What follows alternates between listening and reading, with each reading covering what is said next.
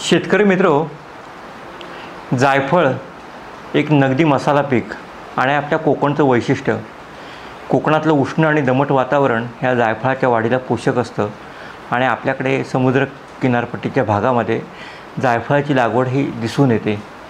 विद्यापीठाने सुद्धा या जायफळ पिकावरती संशोधन करून 4 जाती विकसित केला, त्याचं अभिवृद्धीचं तंत्र विकसित केलं आणि नारळ बागेमध्ये मिश्र पीक पद्धतीमध्ये एक महत्त्वाचं पीक म्हणून जायफळाकडं बघितलं गेलं आणि त्या दृष्टीने क्षेत्रविस्तार, त्याचा व्यापक उपयोग हा होत आहे. जायफळ या पिकाचा कुठला भाग आपल्याला मसाला पीक म्हणून फायदेशीर ठरतो किंवा वापरला जातो हे समजून घेतलं पाहिजे. कारण काळी मिरीमध्ये आपण काळी मिरीचा वापर करतो, त्या फळांचा वापर करतो, त्याच्यावरती विशिष्ट प्रक्रिया करतो.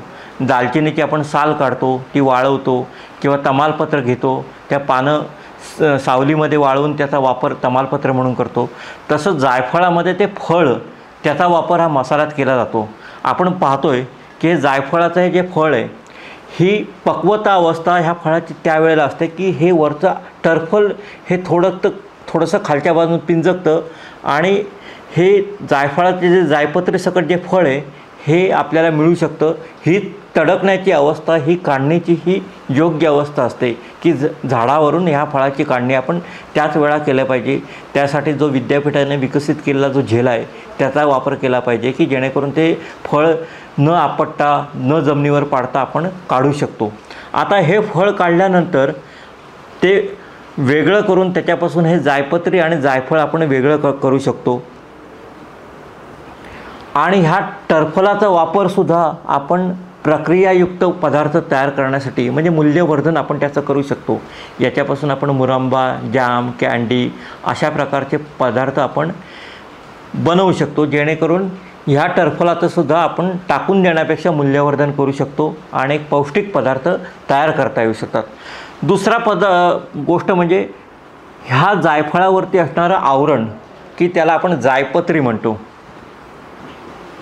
ही जायपत्रीला इंग्रजीमध्ये मेस म्हटलं जातं आणि ही जायपत्री वाळवून अशा पद्धतीने पूर्णतः सुकली की जायपत्री आपण मसाल्यामध्ये वापर करू शकतो. 2000 रुपयेपेक्षाही अधिक किलोचा भाव आपल्याला या जायपत्रीमध्ये पासून मिळू शकतो. तिसरा महत्त्वाचा घटक की त्याला जायफळ किंवा आपण त्याला नट म्हणतो की हे जायफळ हे सुरुवातीला ओलं असतं, त्यावेळेला हे वाजत नाही, पण हे आपल्याला ओव्हनमध्ये किंवा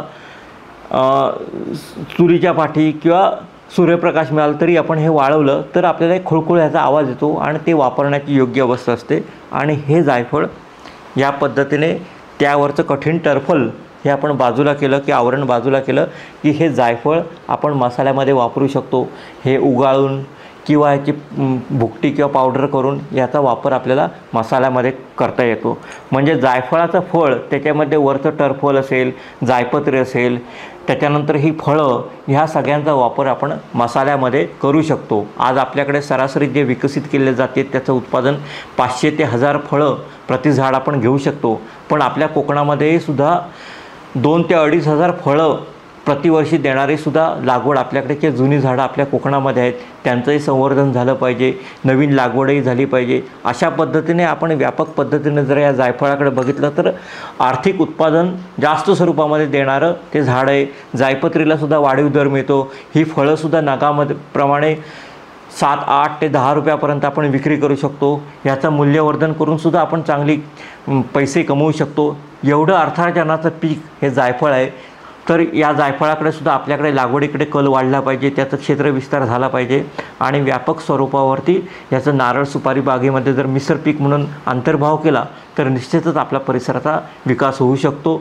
हा व्हिडिओ जर आपल्याला आवडला तर निश्चितच सबस्क्राईब करा, शेअर करा. धन्यवाद.